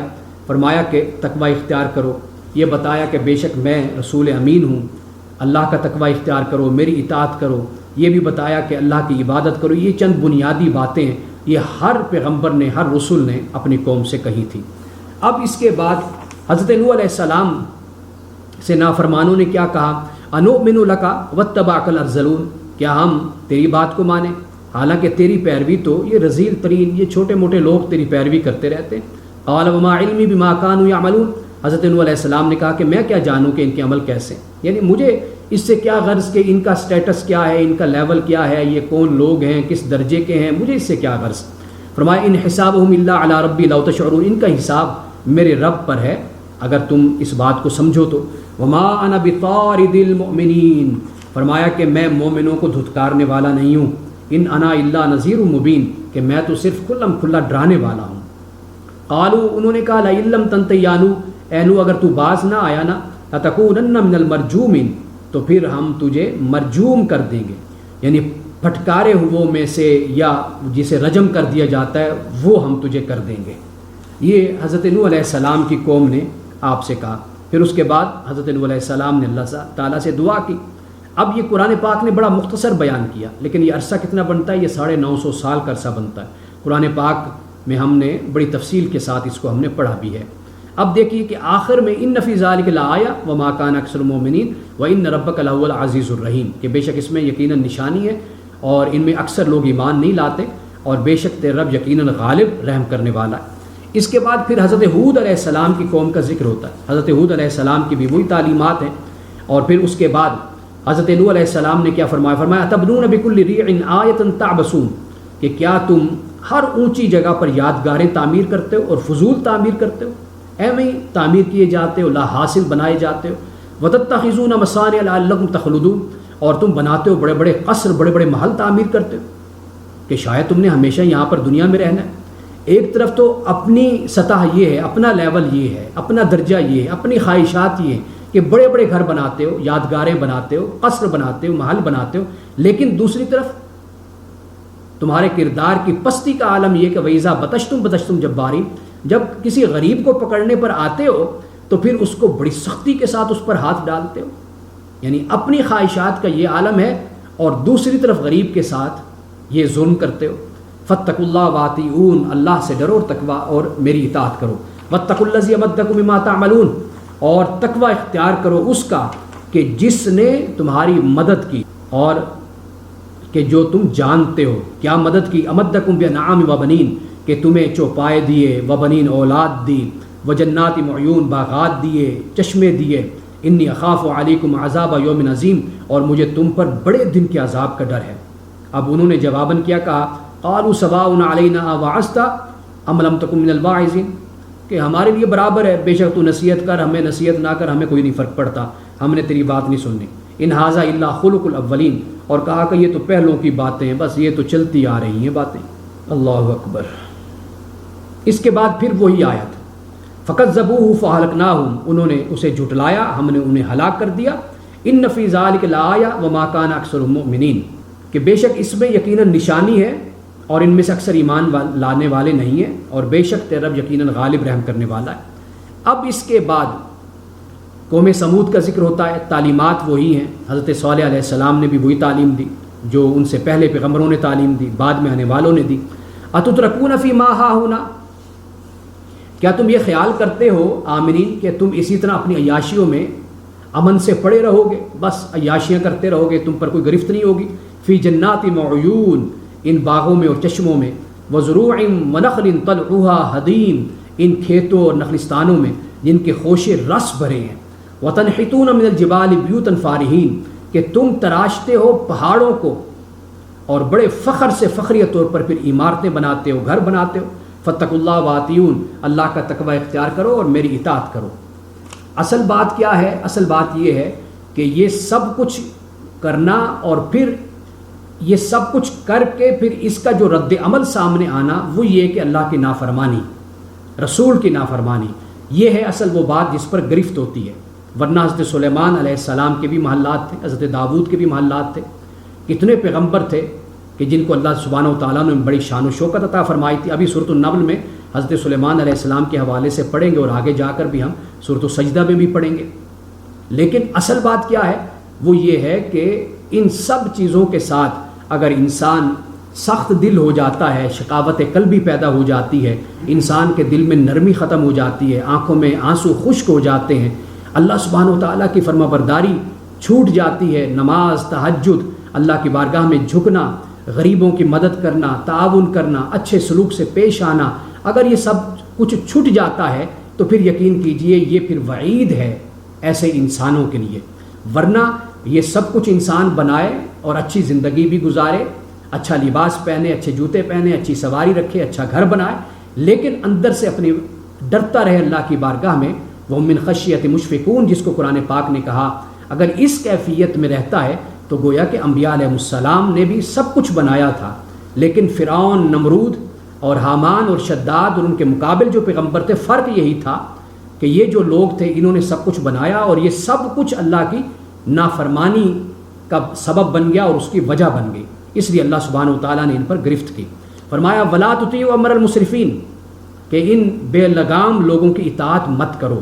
الذین یفسدون فی الارض ولا یصلحون، کہ یہ وہ لوگ ہیں جو زمین میں فساد کرتے ہیں اور اصلاح کا کام نہیں کرتے، اور کہتے کیا ہے کہ یہ تو صرف جادو کیا ہوا انسان ہے، یعنی اس پر جادو ہے، اور یہ تو صرف ہمارے جیسا ہی ایک بشر ہے۔ فاتی بآیۃ ان کنت من الصادقین، لاؤ نشانی اگر تم سچوں میں سے ہو۔ حضرت صالح علیہ السلام کی پھر اونٹنی تھی، انہوں نے حضرت صالح علیہ السلام کی اونٹنی کو ذبح کر دیا، قتل کر دیا، شہید کر دیا، تو پھر اللہ کی طرف سے عذاب اترا۔ اب اس کے آخر میں پھر وہی آیت نازل ہوئی کہ اس میں نشانی ہے اور ان میں سے اکثر لوگ ایمان لانے والے نہیں ہیں، اور بے شک تیرا رب یقیناً غالب رحم کرنے والا ہے۔ اب اس کے بعد حضرت لوط علیہ السلام کا ذکر ہوتا ہے، اور لوط علیہ السلام کا ذکر پھر یعنی وہی مسائل جو ان کی قوم ملوث تھی جن حرکات میں، ان کو یہاں پر بیان کیا گیا، اور انہوں نے حضرت لوط علیہ السلام کو دھمکی بھی دی۔ حضرت لوط علیہ السلام کا یہ ایک جملہ یہاں پر اللہ پاک نے فرمایا کہ قال انی لعملکم من القالین، کہا کہ بے شک یہ جو تمہارا عمل ہے نا، میں اس سے تو بیزار ہوں، اور جو لوگ کڑتے ہیں نا ان اعمال کو دیکھ کر، میں تو ان میں ہوں، یعنی تمہارا جو یہ بد کرداری ہے، بد اخلاقی ہے، یہ اس کی وجہ سے مجھے بہت ہی دکھ اور بڑی تکلیف پہنچتی ہے۔ اب اس کے بعد ان پر پھر بارش برسائی گئی، اور وہ بڑی بری بارش تھی، پھر وہی 2 آیتیں آخر میں۔ اس کے بعد پھر حضرت شعیب علیہ السلام کا ذکر ہوتا ہے۔ حضرت شعیب علیہ السلام کی قوم تاجر تھی، کاروبار کرتی تھی، اور وہ تولنے میں کمی کرتی تھی، پیمانے چھوٹے رکھتی تھی، معاوضہ زیادہ لیتی تھی، قیمت زیادہ وصول کرتی تھی۔ اس کو اللہ سبحانہ و تعالیٰ نے یہاں پر بیان کیا، اور پھر آخر کار ان پر پھر اللہ کی طرف سے عذاب اترا، اور عذاب اترا آخر میں پھر وہی بات بیان کی کہ بے شک اس میں یقیناً نشانی ہے، اور ان میں سے اکثر لوگ ایمان لانے والے نہیں ہیں، اور بے شک آپ کا رب یقیناً غالب رحم کرنے والا ہے۔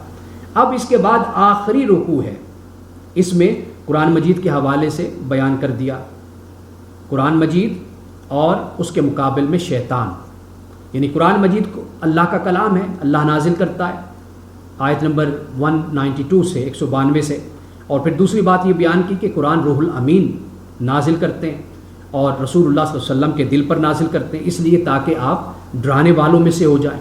اور پھر قرآن پاک کو اللہ تعالیٰ نے ایک عربی مبین میں قرآن پاک کو نازل کیا، یعنی صاف صاف عربی زبان میں اس کو نازل کیا۔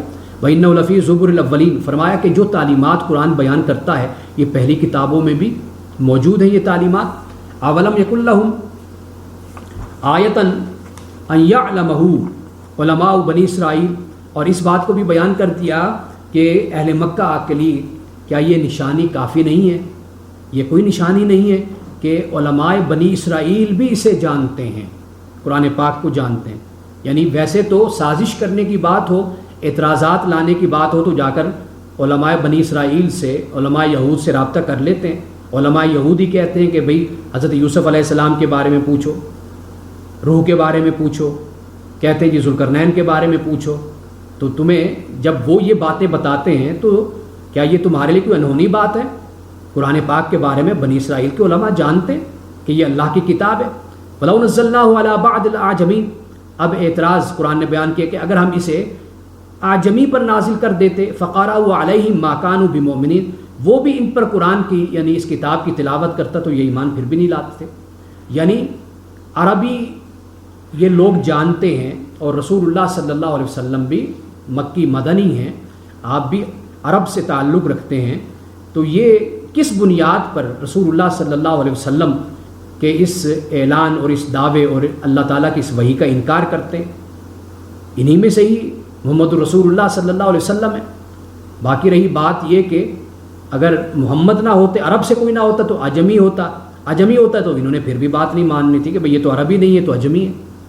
اب فرمایا کذالک سلکناہ فی قلوب المجرمین، فرمایا کہ یہ قرآن ان کے دلوں میں اس طرح اترتا ہے جس طرح سیخ اترتی ہے نا، اس طریقے سے ان کے دلوں کو تکلیف پہنچتی ہے قرآن سے، اور یہ اس پر ایمان نہیں لاتے۔ یہ دردناک عذاب دیکھیں گے جو ان پر اچانک آئے گا اور ان کو پتہ بھی نہیں چلے گا۔ اب اس کے بعد اللہ سبحانہ و تعالیٰ نے دیگر انبیاء اور رسول کو بھیجا، اور پھر جو انہوں نے بتایا، ڈرایا، اور اللہ سبحانہ و تعالیٰ نے فرمایا کہ ہم کسی بستی کو بھی ہلاک نہیں کرتے، لیکن ہم پہلے اس کے ہاں منذر کو بھیجتے ہیں، ڈرانے والے کو بھیجتے ہیں۔ اب قرآن کے مقابل یعنی کفار و مشرکین نعوذ باللہ شیطان کی طرف بھی منسوب کرتے تھے قرآن پاک کو. اب اللہ نے فرمایا وما تنزلت به الشیاطین کہ قرآن کو کتاب مبین کو شیاطین لے کر نہیں اترے. وما ينبغي لهم اور یہ کام ان کے لائق بھی نہیں ہے. وما یستطیعون اور یہ کر بھی نہیں سکتے. انہم عن السمع لمعزولون انہیں تو قرآن سننے سے بھی دور کر دیا گیا ہے. فلا تدعوا مع اللہ الہا آخر اللہ کے ساتھ کسی دوسرے کو مت بلاؤ. فتکون من المعذبین ورنہ تم ہو جاؤ گے عذاب دیے ہوئے میں سے. اب رسول اللہ صلی اللہ علیہ وسلم سے فرمایا وانذر عشیرتک الاقربین اپنے قریب رشتہ داروں کو آپ ڈرائیے. واخفض جناحک لمن اتبعک من المؤمنین اور جو یہ مومن ہے نا جو آپ کی پیروی کرنے والے ہیں ان کے لیے آپ اپنے بازوؤں کو کھلا رکھیے. فإن عصوک اگر یہ آپ کی نافرمانی کریں فقل انی بریء مما تعملون تو آپ کہہ دیجئے کہ بے شک میں بری ہوں اس سے جو تم لوگ کرتے ہو. اب شیطان کا ذکر ہو گیا. اب اس کے بعد رسول اللہ صلی اللہ علیہ وسلم سے اللہ پاک نے فرمایا کہ آپ عزیز الرحیم پر توکل کیجئے. الذی یراک حین تقوم کہ اللہ کی ذات وہ جو آپ کو دیکھتی ہے کہ جب آپ اٹھتے ہیں یعنی آپ تہجد کے لیے اٹھتے ہیں. اور وتقلبک فی الساجدین اور پھر سجدہ گزار جو لوگ ہیں سجدہ کرنے والے اور ان میں جو آپ نقل و حرکت کرتے ہیں یعنی اٹھنا بیٹھنا عبادت کرنا اور جو اللہ کے فرما بردار بندے ان کے ساتھ معاملات کو طے کرنا جہاد پر جانا ان کے ساتھ بیٹھ کر گفتگو کرنا محفل لگانا اور اس طرح کے دیگر معاملات یہ سب کچھ اللہ تعالیٰ آپ کو دیکھتا ہے. حضرت موسیٰ علیہ السلام کے بارے میں بھی یہی فرمایا اور اس طرح سورۃ الزاریات میں جا کر فرمایا فإنک بأعیننا کہ آپ تو ہماری نظروں میں ہیں. حین تقوم جب آپ کھڑے ہوتے ہیں اور پھر رات کے وقت جب آپ اٹھتے ہیں تسبیح کرتے ہیں تو اللہ سبحانہ و تعالیٰ تو آپ کو دیکھ رہا ہوتا ہے. آپ تو اس کی حفاظت میں ہیں اس کے نگرانی میں ہیں اس کی نگاہوں میں ہیں نگاہ رحمت میں ہیں آپ اس کی. اور اس کے بعد پھر شیطان کا ذکر کیا اور پھر شیطان کے ذکر کے ساتھ پھر شعراء کا بھی ذکر کیا اور فرمایا هل انبئکم علی من تنزل الشیاطین کیا میں تمہیں بتاؤں خبردار کروں پر اس کے کہ جو شیاطین جن پر نازل کرتا ہے شیاطین جن پر نازل کرتے ہیں وہ کون لوگ ہیں. تنزل علی کل افاک نسیم یہ شیاطین تو نازل کرتے ہیں کس پر کل افاک ہر جھوٹ بولنے والے پر جو بہت جھوٹ بولنے والا ہوتا ہے. یعنی افاک کا مطلب ہوتا ہے بہت زیادہ جو جال سازی کرتا ہے. اسیم بدکار یعنی شیطان تو ان پر القاء کرتا ہے بری باتیں ان کے ذہنوں میں ڈالتا ہے. یلقون السبع واکثرهم کاذبون اور یہ سنی سنائی باتیں ان کے کانوں میں ڈالتا رہتا ہے اور ان میں اکثر لوگ جھوٹے. یعنی یہ ہے فرق.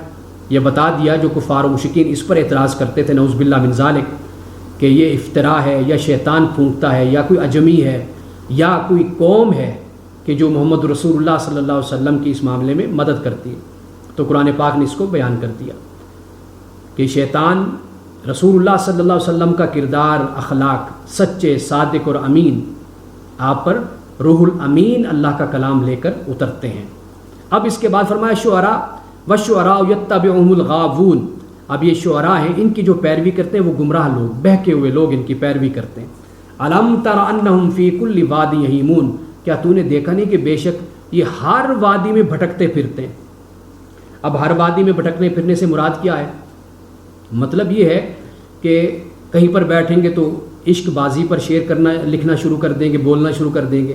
کہیں پر بیٹھیں گے تو کسی کی ہجو کرنا شروع کر دیں گے. اگر کسی نے انعام دے دیا تو اس کی ایسی تعریفیں کریں گے جسے کہتے ہیں کلابے ملا دینا زمین اور آسمان کو ملا دینا. اس طرح کا کام شروع کر دیں گے. کہیں پر بیٹھیں گے تو جنسی اور صنفی جو اعمال ہیں ان پر بات کرنا شروع کر دیں گے بدکاری کو بیان کرنا شروع کر دیں گے. کہیں پر موج میں آئیں گے تو خواتین پر گفتگو شروع کر دیں گے ان کے اعضاء پر بات کرنا شروع کر دیں گے. گویا کہ یہ الم تر انہم فی کل وادی یہیمون کہ یہ لوگ تو بس یعنی ہر وادی میں یہ منہ مارتے ہیں بھٹکتے رہتے ہیں. یعنی صورتحال ان کی یہ ہوتی ہے کہ جیسے بادشاہ نے اگر انعام و اکرام دے دیا تو اس کو ایسا کوئی سخی اور دریا دل ثابت کر دیا کہ جیسے دنیا میں کوئی کبھی سخی آیا ہی نہیں ہے. اور اگر کسی سے کچھ نہیں ملا کسی نے اگر بخل کیا کنجوسی کی تو اس کی ایسی مذمت کی اور ایسا ہجو اس کے بارے میں کیا کہ اگلا جو سا ہے وہ پھر منہ چھپا کر پھرے معاشرے میں. یعنی یہ انداز شعراء کا تھا. تو قرآن پاک نے یہاں پر کہا کہ یہ جو شعراء ان کی جو پیروی کرتے ہیں یہ گمراہ لوگ کرتے ہیں. گمراہ لوگ کرتے ہیں، بہکے ہوئے لوگ کرتے ہیں، کیا نہیں تو نے دیکھا کہ بے شک ہر وادی میں یہ بہکتے پھرتے ہیں۔ وَأَنَّهُمْ يَقُولُونَ مَا لَا يَفْعَلُونَ، اور یہ کہتے ہیں جو یہ کرتے نہیں ہیں۔ یہ ان کی تیسری برائی یہاں پر قرآن پاک نے بیان کر دی کہ سب سے بڑی برائی ان میں یہ ہوتی ہے کہ بڑی بڑی باتیں، بڑے بڑے دعوے یہ کریں گے لیکن اس کے مطابق ان کا عمل نہیں ہوگا۔ اس لیے کہ دعوے انسان اپنی استطاعت کے مطابق کرے نا جی، جب اپنی ہمت اپنی استطاعت کے مطابق کرے گا تو پھر عمل کرنے کے بھی قابل رہے گا۔ اگر انسان دعوے اور اعلان اپنی ہمت سے زیادہ کرے گا تو پھر اس کا نتیجہ یہی ہوتا ہے کہ انسان پھر اپنے وعدوں کو پورا نہیں کر پاتا۔ تو یہاں پر در حقیقت اسی بات کو بیان کیا۔ اس سے یہ بات بھی سمجھ آ جاتی ہے، چونکہ یہ ساری باتیں قرآن اور صاحب قرآن یعنی رسول اللہ صلی اللہ علیہ وسلم کی مخالفت میں وہ اختیار کیا کرتے تھے، تو قرآن پاک نے اس لیے اس بات کو واضح کر دیا کہ قرآن اور رسول اللہ صلی اللہ علیہ وسلم کی زندگی اسوہ حسنہ ہے، آپ کی زندگی قابل عمل ہے۔ یعنی اگر کوئی انسان یہ چاہتا ہے کہ وہ اسلام کے مطابق زندگی بسر کرے تو دیکھے کہ اللہ نے جو احکام اتارے، رسول اللہ کی جو سیرت ہے وہ بالکل ہماری استطاعت میں، ہماری طاقت میں اور ہماری قوت میں ہے کہ ہم اس پر عمل کر سکتے ہیں۔ اور رسول اللہ کی سیرت یہ کہ آپ نے جو کہا آپ نے اس پر عمل کر کے دکھایا۔ اس لیے قرآن پاک نے کہا کہ وَمَا عَلَّمْنَاهُ الشِّعْرَ وَمَا يَنبَغِي لَهُ، کہ ہم نے آپ کو شعر نہیں سکھایا، اس لیے کہ شعر یہ آپ کی شان کے مطابق نہیں تھا۔ اب اس کے بعد دیکھیے استثناء بھی بیان کر دیا، اس لیے کہ سارے شعراء بھی ایک جیسے نہیں ہوتے نا۔ شاعری بذات خود بری شے نہیں ہے، یہ بات یاد رکھ لیجئے، شاعری بذات خود بری شے نہیں ہے، کوئی چیز بھی بری نہیں ہوتی، انسان کا استعمال اس کو برا بناتا ہے۔ ہمارے پاس کیمرہ ہے، اب اسی کیمرے سے ہم درس قرآن بھی ریکارڈ کرتے ہیں، اب اسی کیمرے سے بد اخلاقیاں بھی ریکارڈ ہوتی ہیں۔ اسی طرح ٹیلی ویژن ہے، آپ اچھے پروگرام بھی دیکھتے ہیں، آپ برے پروگرام بھی دیکھ سکتے ہیں۔ آپ کے پاس نیٹ ہے، سوشل میڈیا ہے، آپ اچھا کام بھی کر سکتے ہیں، برے کام بھی کر سکتے ہیں۔ اللہ تعالیٰ نے یہ اس بات کو بیان کیا ہے قرآن پاک میں، اور یہ سورۃ لقمان میں جا کر انشاءاللہ میں اس کی مزید وہاں پر وضاحت کروں گا۔ تو یہاں پہ استثناء بھی بیان کر دیا، فرمایا اِلَّا الَّذِينَ آمَنُوا وَعَمِلُوا الصَّالِحَاتِ، مگر وہ لوگ جو ایمان لائے اور جنہوں نے اچھے کام کیے، وَذَكَرُوا اللَّهَ كَثِيرًا، اللہ کو بہت یاد کیا، وَانتَصَرُوا مِن بَعْدِ مَا ظُلِمُوا، اور بدلہ چاہتے ہیں اس کے بعد جو ان پر ظلم ہوا۔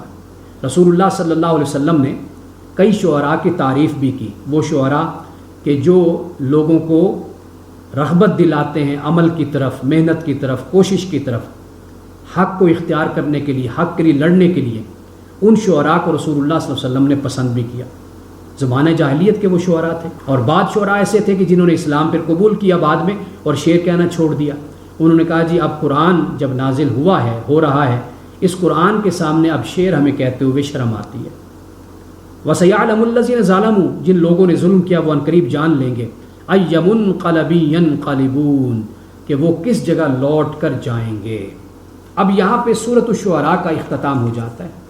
سورۃ النمل کا آغاز ہے، یہ مکی سورت ہے، آغاز ہوتا ہے طاسین تلک آیات القرآن و کتاب مبین، یہ قرآن کی آیات اور کتاب مبین کی آیات ہیں، ہدایت اور بشارت ہے مومنین کے لیے۔ مومنین کون ہوتے ہیں؟ الذین یقیمون الصلاۃ ویؤتون الزکاۃ وهم بالآخرۃ هم یوقنون، مومنین وہ ہیں کہ جو نماز قائم کرتے ہیں، زکوٰۃ ادا کرتے ہیں اور آخرت پر یقین رکھتے ہیں۔ ان الذین لا یؤمنون بالآخرۃ زینا لهم اعمالهم فهم یعمہون، بے شک وہ لوگ جو آخرت پر ایمان نہیں لاتے ہم نے ان کے اعمال کو مزین کر دیا ہے اور وہ بھٹکتے پھرتے ہیں۔ اب آپ دیکھیے کہ مومنین کے لیے بشارت اور ہدایت ہے قرآن، لیکن مومنین کی تعریف پھر کر دی قرآن پاک نے کہ جو نماز قائم کرتے ہیں، زکوٰۃ ادا کرتے ہیں اور آخرت پر یقین رکھتے ہیں، صرف ایمان نہیں یقین رکھتے ہیں، پختہ یقین، پختہ ایمان رکھتے ہیں۔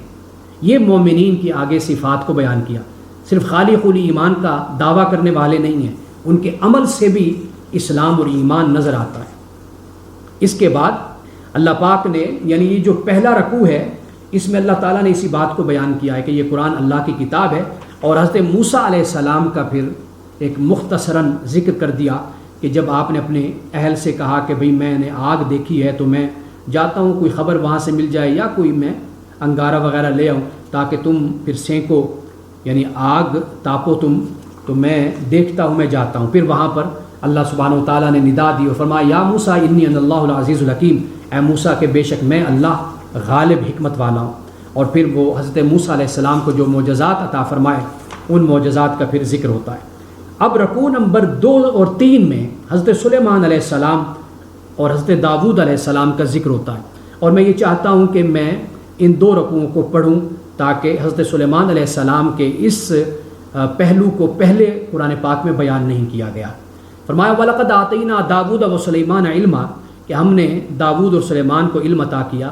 وقال الحمد للہ الذی فضلنا علی کثیر من عباد المؤمنین، اور ان دونوں نے اللہ سبحانہ و تعالیٰ کی حمد کو بیان کیا کہ جس نے ہمیں اپنے مومنین بندوں میں سے بہت پر ہمیں فضیلت عطا کی۔ یہ دیکھیے یہ مقام اور مرتبہ ہے، اللہ تعالیٰ نے لوہے کو نرم کر دیا، پہاڑوں کو مسخر کر دیا، چرند پرند کو مسخر کر دیا، حضرت داود و سلیمان کے لیے سب کچھ دیا، لیکن یہ اللہ کے بندے ہیں کہ سب کچھ دنیاوی طور پر ملا لیکن اللہ تعالیٰ کی حمد بیان کی۔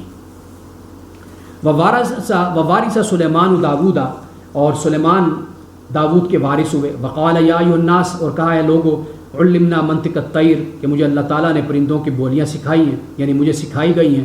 وأوتینا من کل شیء، اور مجھے ہر طرح کی چیزیں بھی اللہ تعالیٰ نے عطا کی ہیں۔ ان ھذا لہو الفضل المبین، بے شک یہ فضل مبین ہے۔ وحشر لسلیمان جنودہ من الجن والانس، اور جمع کیے گئے سلیمان کے لیے جن و انس کے لشکر، والطیر، اور پرندوں کے، فہم یوزعون، اور وہ سارے کے سارے ضبط میں رکھے جاتے تھے، یعنی صف بندی کر کے حضرت سلیمان علیہ السلام کے پاس آتے تھے۔ حتی اذا اتوا علی واد النمل، یہاں تک کہ جب حضرت سلیمان علیہ السلام ایک چونٹی کی وادی پر گزرنے لگے، آپ کا گزر ہوا، تو قالت نملہ، چونٹی نے کہا، یا ایھا النمل، اے چونٹیوں، ادخلوا مساکنکم، اپنے گھروں میں داخل ہو جاؤ، لا یحطمنکم سلیمان وجنودہ، کہیں ایسا نہ ہو کہ سلیمان اور اس کا لشکر تمہیں کچل کے رکھ دے۔ وہم لا یشعرون، اور انہیں اس بات کا علم ہی نہ ہو۔ فتبسم ضاحکا من قولها، حضرت موسیٰ علیہ السلام خوش ہوتے ہوئے مسکرائے اس کی بات سے۔ وقال رب اوزعنی ان اشکر نعمتک التی انعمت علی، اور کہا ہے میں رب مجھے توفیق عطا کر کہ میں تیری نعمت کا شکر ادا کروں جو تو نے مجھ پر کی اور میرے والدین پر کی۔ وان اعمل صالحا، اور مجھے اچھے کام کرنے کی توفیق عطا فرما، وہ اچھے کام کہ جو تجھے خوش کر دیں۔ وادخلنی برحمتک فی عبادک الصالحین، اور مجھے اپنی رحمت کے ساتھ اپنے نیک بندوں میں تو داخل فرما دے۔ اب دیکھیے کہ اتنی قوت اور اتنا اقتدار عطا ہوا کہ چونٹیوں کی بھی آواز سن لی اور آپ مسکرائے، لیکن فوراً اللہ کی بارگاہ میں آ کر شکر ادا کیا۔ اور پھر اس کے بعد فرمایا وتفقد الطیر، تو ایک دن ایک موقع پر حضرت سلیمان علیہ السلام پرندوں کا جائزہ لے رہے تھے۔ فقال ما لی لا اری الہدہد، آپ نے فرمایا کیا ہوا کہ میں ہدہد کو نہیں دیکھ رہا، ام کان من الغائبین، یا وہ غائب ہے، کیا بات ہے۔ لأعذبنہ عذابا شدیدا، اگر کوئی وجہ اس کے پاس نہ ہوئی نا واضح، تو پھر میں اس کو سزا دوں گا یا میں اس کو ذبح کر دوں گا، یا وہ میرے پاس کوئی معقول وجہ لے کر آئے۔ فمکث غیر بعید، تھوڑی سی دیر گزری تھی۔ فقال احطت بما لم تحط به، وہ ہدہد آ گیا اور اس نے کہا کہ میں وہ آپ کے لیے معلومات لایا ہوں جن کا آپ احاطہ نہیں کر سکتے، یعنی آپ کو ان کا علم نہیں ہے۔ وجئتک من سبأ بنبأ یقین، کہ میں سبا کے متعلق ایک یقینی خبر لے کر آیا ہوں، نبأ یقین، پکی خبر۔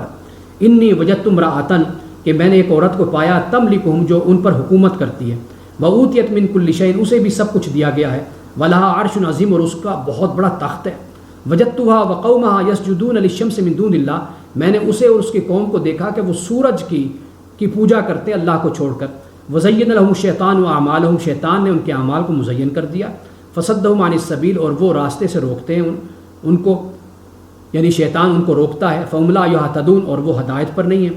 اللہ یسجدوا للہ الذی یخرج الخبأ فی السماوات والارض، فرمایا کہ اگر وہ نہ سجدہ کریں اللہ کو کہ جو نکالتا ہے چھپی ہوئی چیز آسمانوں اور زمین میں، وَيَعْلَمُ مَا تُخْفُونَ وَمَا تُعْلِنُونَ، اور وہ جانتا ہے جو وہ چھپاتے اور ظاہر کرتے ہیں۔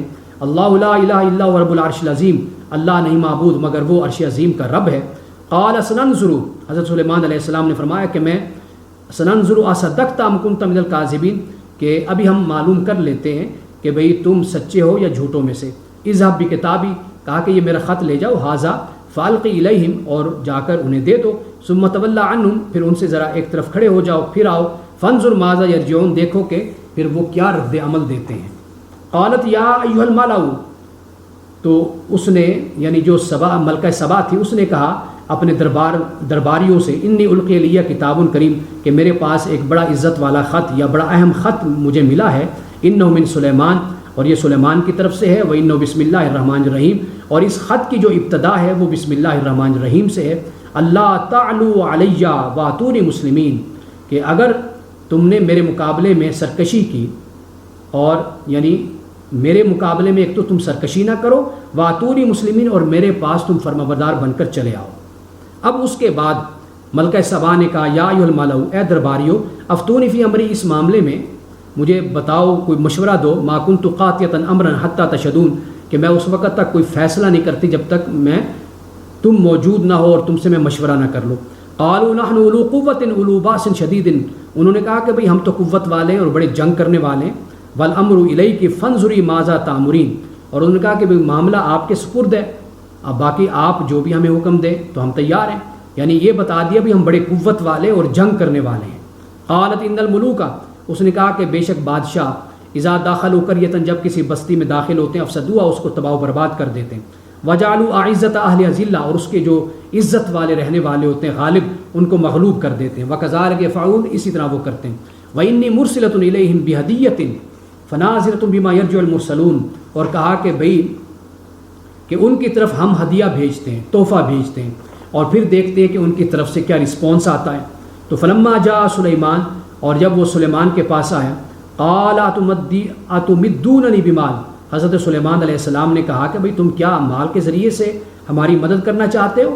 فرمایا فما آتانی اللہ خیر مما آتاکم، مجھے اللہ نے بہتر عطا کی اس سے جو تمہیں دیا ہے، بل انتم بہدیتکم تفرحون، بلکہ تم تو اپنے تحفے پہ اتراتے ہو، یعنی تم نے بڑا کوئی کمال کر دیا کہ تم نے ایک بڑا تحفہ مجھے بھیج دیا ہے، اور تم یہ دکھانا چاہتے ہو کہ تمہاری بڑی سلطنت، تمہارے پاس بڑا پیسہ، تم بڑے خوشحال لوگ ہو، تم یہ دکھانا چاہتے ہو۔ فرمایا ارجع الیہم، ان کی طرف واپس لوٹ جاؤ، فلناتینہم بجنود لا قبل لہم بہا ولنخرجنہم منہا اذلۃ وہم صاغرون۔ آپ نے فرمایا کہ اے سفیر، جو ایلچی تھا، کہا کہ تم واپس جاؤ اور ان کی طرف ہم ان پر لشکر لے کر آئیں گے، اور جن لشکروں کا یہ مقابلہ نہیں کر سکیں گے، اور پھر ہم کیا کریں گے، ہم انہیں ذلت کے ساتھ وہاں سے نکالیں گے، اور یہ لوگ پھر مغلوب ہو جائیں گے، صاغر ہو جائیں گے۔ قال یا ایھا الملأ، حضرت سلیمان علیہ السلام نے کہا کہ اے درباریو، ایکم یاتینی بعرشیہ، تم میں سے کون ہے قبل ان یاتونی مسلمین، کہ اس سے پہلے کہ وہ میرے پاس فرمانبردار بن کر آئیں جھک کر، کہ اس کا عرش جو ہے، تخت، وہ میرے پاس لے آئے۔ قال عفریت من الجن، جنوں میں سے ایک طاقتور تھا کوئی، اس نے کہا کہ انا آتیک بھی قبل ان تقوم من مقامک، میں اس سے پہلے لے آؤں گا کہ آپ اپنے دربار کو برخاست کریں، آپ اٹھیں، آپ کے اٹھنے سے پہلے تخت آ جائے گا۔ وإنی علیہ لقوی امین، کہ بے شک میں طاقتور اور امانت دار ہوں۔ قال الذی عنده، اب ایک اور وہ شخص تھا، آصف بن برخیہ اس کا نام آتا ہے، یعنی گزشتہ کتابوں میں، کہ اس نے کہا کہ جس کے پاس کتاب کا علم تھا، انا آتیک بھی قبل ان یرتد الیک طرفک، آپ کے پلک جھپکنے سے پہلے میں وہ تخت آپ کے پاس لے آؤں گا۔ فلما رآہ مستقرا عنده، پس جب اس نے دیکھا تو اس نے اپنے پاس تخت کو دیکھا، کہا قال ھذا من فضل ربی، یہ میرے رب کا فضل ہے، لیبلونی ااشکر ام اکفر، تاکہ وہ مجھے آزمائے کہ میں شکر کرتا ہوں یا میں ناشکری کرتا ہوں۔ اب دیکھیے یہاں پر بھی اللہ تعالیٰ شکر گزاری کر رہا ہے کہ یہ کتنا بڑا اللہ کا احسان ہے کہ اتنی طاقت اور قوت، حضرت سلیمان علیہ السلام کا تو مقام بہت ہی بلند ہے، ایک آپ کی دربار میں بیٹھنے والے کی یہ صلاحیت ہے، یہ اہلیت ہے، یہ قوت ہے، ایک تو عفریت ہے اور دوسرا وہ جسے کتاب کا علم دیا گیا، وہ اتنا طاقتور ہے۔ ومن شکر فانما یشکر لنفسہ، فرمایا کہ جس نے شکر کیا تو بے شک وہ اپنے لیے شکر کرتا ہے، ومن کافر، جس نے ناشکری کی، فإن ربی غنی کریم، تو بے شک میرا رب بے پرواہ اور کریم ہے، بزرگ ہے۔ قال نکروا لها عرشا، حضرت سلیمان علیہ السلام نے کہا کہ اس کے عرش کی ذرا شکل بدل دو، اس کے تخت کی، ننظر اتہدی، اور پھر ہم دیکھتے ہیں کہ اتہتدی کہ وہ صحیح بات تک پہنچتی یا نہیں پہنچتی، ام تکون من الذین لا یہتدون، یا یہ لوگ صحیح راہ راست پر نہیں آتے۔ یعنی یہ گویا کہ حضرت سلیمان علیہ السلام کا معجزہ تھا کہ اس معجزے سے، حضرت سلیمان علیہ السلام کے اقتدار سے، اللہ کی وحی سے، جو آپ نے اللہ کا پیغام دیا کہ بھئی سورج کی پوجا نہیں کرنی، ایک خدا کی پوجا کرنی ہے، خط کو اللہ کے نام سے جو رحمان رحیم ہے اس سے شروع کر رہے ہیں، آیا کہ ان ساری باتوں سے، روحانی اور مادی حوالے سے جو اللہ نے مجھے ایک اقتدار اور اختیار دیا اور طاقت دی، کیا اس سے وہ ہدایت کو پاتی یا نہیں پاتی؟ فلما جاءت قیل اہکذا عرشک، جب وہ آ گئی تو اسے یہ کہا گیا کیا تیرا تخت ایسا ہی ہے؟ قالت کأنہ ہوا، تو اس نے کہا گویا کہ اسی طرح کا ہی ہے۔ وَأُوتِينَا الْعِلْمَ مِنْ قَبْلِهَا وَكُنَّا مُسْلِمِينَ، کہا کہ ہم تو پہلے ہی جان گئے تھے اور ہم نے اپنے آپ کو جھکا دیے، یعنی ہم جھکانے والے۔ یہ کہا ملکہ سبا نے۔ وَصَدَّهَا، اور پہلے کس چیز نے روکا تھا ایمان لانے سے؟ وہ مَا كَانَتْ تَعْبُدُ مِن دُونِ اللَّهِ، کہ وہ پوجا کرتی تھی اللہ کے سوا۔ اِنَّهَا كَانَتْ مِن قَوْمٍ كَافِرٍ، یہ پہلے قوم کافر میں سے تھی۔ اچھا، یہاں پر ایک سبق جو ہمیں ملتا ہے وہ یہ ہے کہ آپ دیکھیے کہ ملکہ سبا کفر کے ماحول میں رہی، اس میں پرورش پائی، تربیت ہوئی، بڑی ہوئی، یہاں تک کہ ملکہ بن گئی، سبا کا اقتدار اس کے پاس آ گیا، لیکن جب ہدایت پہنچی تو ہدایت کو قبول کر لیا، یعنی کوئی چیز بھی رکاوٹ نہیں بنی حق کو قبول کرنے میں۔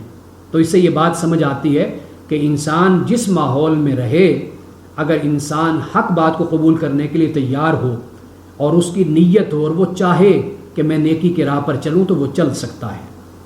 یہاں سے یہ بات ہمیں سمجھ آتی ہے۔ قیل لہ ادخلی الصرح، اور پھر کہا گیا ملکہ سبا کو کہ محل میں داخل ہو جا۔ فلما رأت حسبت لجتم وکشفت عن ساقیہا، کہ جب اس نے دیکھا محل کو تو ایسے لگا جیسے گہرا پانی ہے، اور اس نے اپنے پائنچوں کو اوپر کر لیا۔ قال انہ صرح ممرد من قواریر، تو کہا کہ بھئی کہ یہ جو محل ہے نا یہ جوڑا گیا ہے شیشوں سے۔ قالت ربی انی ظلمت نفسی واسلمت مع سلیمان للہ رب العالمین، دیکھیے حضرت ملکہ سبا نے کیا کہا کہ اے میرا رب، بے شک میں نے اپنے اوپر ظلم کیا اور میں سلیمان کے ساتھ اللہ پر ایمان لاتی ہوں، یا میں اللہ کی فرمانبردار بنتی ہوں۔ کون؟ اللہ کہ جو تمام جہانوں کا پروردگار ہے۔ اب یہ دو رکوع ہیں جن کا میں نے بات ترجمہ آپ کو بیان کر دیا۔ اب اس کے بعد جو چوتھا رکوع ہے یہ حضرت صالح علیہ السلام اور حضرت لوط علیہ السلام کے حوالے سے ہے۔ حضرت صالح علیہ السلام کا ذکر بھی ہم نے سورۃ الشعراء میں پڑھا، اور اسی طرح حضرت لوط علیہ السلام کا ذکر بھی ہم پڑھ کر آ چکے ہیں۔ لیکن آپ یہ دیکھیے کہ بہت سے الزامات اور تہمتوں میں سے ایک الزام نہ ماننے والوں کا یہ بھی ہوتا تھا کہ قالوا طیرنا بکا وبمن معک، کہ ہم نے تمہیں اور جو تمہارے ساتھ ہیں نا ان کو تو ہم نے بدشگون ہی پایا ہے، یعنی نعوذ باللہ تم منحوس ہو، نحوست کی وجہ ہو۔ قال طائرکم عند اللہ، اللہ پاک نے فرمایا کہ تمہارا جو طائر ہے نا، اچھا شگون برا شگون، یہ اللہ کے پاس ہے۔ بل انتم قوم تفتنون، بلکہ تم لوگ آزمائے ہوئے ہو، تمہاری آزمائش ہے۔ اور ہم نے یہ بات سورۃ بنی اسرائیل میں پڑھی تھی، اللہ پاک نے فرمایا کہ تمہارا جو اعمال نامہ ہے، اچھا شگون برا شگون، وہ ہم نے تمہارے گلے میں لٹکا دیا ہے، تم خود اس کے ذمہ دار ہو۔ اب اس کے بعد حضرت صالح علیہ السلام کے 9 اشخاص کا ذکر کیا۔ اب اتفاق دیکھیے کہ یہ اسی طرح 9 ہی دشمن رسول اللہ صلی اللہ علیہ وسلم کے بھی تھے۔ ابو جہل تھا، مطعم بن عدی تھا، شیبہ تھا، عتبہ تھا، ولید تھا، امیہ تھا، اور نضر بن الحرث تھا، عقبہ تھا، ابو لہب تھا۔ یہ 8 تو غزوہ بدر میں مارے گئے، ایک ابو لہب رہ گیا۔ جب اس نے غزوہ بدر کی شکست کو سنا اور اپنے 8 ان دوستوں کی موت کو سنا تو وہ بھی اسی غم میں مر گیا۔ تو یہ 9 لوگ تھے۔ اسی طرح حضرت صالح علیہ السلام کے خلاف سازش کرنے والے بھی قرآن پاک بیان کر رہے ہیں کہ 9 لوگ تھے۔ انہوں نے آپس میں اللہ کی قسمیں کھائی تھیں۔ انہوں نے کہا کہ رات کے وقت ہم حضرت صالح پہ اور ان کے خاندان پر ہم حملہ کریں گے، اور پھر ہم ان کے ولی جو ہے اس سے کہیں گے بھئی ہم تو رات کے وقت جب ان پہ حملہ ہوا یا جب ان کو ہلاک کیا گیا اس وقت تو ہم موجود ہی نہیں تھے۔ اللہ پاک نے فرمایا وَمَكَرُوا مَكْرًا، انہوں نے مکر کیا تھا، وَمَكَرْنَا مَكْرًا، اور ہم نے بھی پھر چال چلی، وَهُمْ لَا يَشْعُرُونَ، اور ہماری چال کا انہیں شعور ہی نہیں تھا۔ فَانظُرْ كَيْفَ كَانَ عَاقِبَةُ مَكْرِهِمْ، فرمایا دیکھو کہ کیسے ان کے مکر کا انجام ہوا۔ أَنَّا دَمَّرْنَاهُمْ، ہم نے ان کو پیس کر رکھ دیا، وَقَوْمَهُمْ أَجْمَعِينَ، اور ان کی قوم کو سب کے سب کو۔ فَتِلْكَ بِيُوتُهُمْ خَاوِيَةً بِمَا ظَلَمُوا، اور یہ ہیں ان کے گھر، یہ ہیں ان کے گھر۔ یہ عرب کے لوگوں سے کہا کیونکہ وہ گزرتے آتے جاتے رہتے تو ان کو معلوم تھا سارا۔ یہ ہیں ان کے گھر خواب یا ویران پڑے ہوئے ہیں، الٹے پڑے ہوئے ہیں، خالی پڑے ہوئے ہیں، بما ظالموا، اس وجہ سے کہ انہوں نے ظلم کیا۔ ان فی ذلک لآیۃ لقوم یعلمون، فرمایا بے شک اس میں یقیناً نشانی ہے اس قوم کے لیے کہ جو جانتی ہے۔ اور نجات کن کو دی؟ ایمان والوں کو اور تقوی اختیار کرنے والوں کو۔ اور پھر آخر میں یعنی اسی رکوع کے اللہ سبحانہ و تعالیٰ نے پھر حضرت لوط علیہ السلام کا ذکر کیا اور ان کی قوم کا ذکر کیا کہ ان کی کیا عادت، بری عادت تھی جس میں وہ مبتلا ہو چکے تھے۔ اور آخر میں پھر یہ فرمایا فَأَنْجَيْنَاهُ وَأَهْلَهُ کہ ہم نے اس کو اور اس کے اہل کو ہم نے نجات دی، اور إِلَّا امْرَأَتَهُ مگر اس کی عورت کو نجات نہیں دی۔ قَدَّرْنَاهَا مِنَ الْغَابِرِينَ کہ ہم نے پیچھے رہ جانا اس کے لیے طے کر دیا تھا، اس کا مقدر کر دیا تھا۔ اب یہاں پر دیکھیے مقدر کا لفظ استعمال ہوتا ہے۔ ہم لوگ معلوم نہیں کہ تقدیر کو، مقدر کو کیا سے کیا ہم لوگوں نے سمجھ لیا ہے۔ قدرناہا یعنی اب حضرت لوط علیہ السلام کی بیوی کا جو کردار تھا وہ کتنی سخت دل تھی، پیغمبر کی بیوی ہو کر پھر وہ جاسوسی کرتی تھی، حضرت لوط علیہ السلام کے گھر سے خبریں لے کر جا کر کافروں کو بتاتی تھی، اتنے برے کردار کی خاتون تھی۔ تو اس کے بارے میں اللہ نے کہا کہ نتیجتاً پھر ہم نے اس کا مقدر کر دیا کہ وہ پیچھے رہ جانے والوں میں سے ہو جائے۔ وَأَمْطَرْنَا عَلَيْهِمْ مَطَرًا اور پھر ان پر ہم نے برسات برسائی یعنی بارش برسائی۔ فَسَاءَ مَطَرُ الْمُنذَرِينَ اور جنہیں متنبع کیا گیا تھا ان پر یہ کتنی بری بارش تھی، متنبع کیا گیا۔ اب اس کے بعد 20ویں پارے کا آغاز ہوتا ہے، لیکن 19ویں پارے کی آخری آیت ہے، وہاں سے انشاءاللہ تعالی ہم آغاز کریں گے کل، اور 20واں پارہ انشاءاللہ تعالی ہوگا۔ اللہ سبحانہ و تعالی ہمیں دین کا، قرآن کا فہم عطا فرمائے اور عمل کی توفیق عطا فرمائے۔ بارک اللہ لنا ولکم فی القرآن العظیم ونفعنا وإیاکم بالآیات والذکر الحکیم۔ صدق اللہ العظیم۔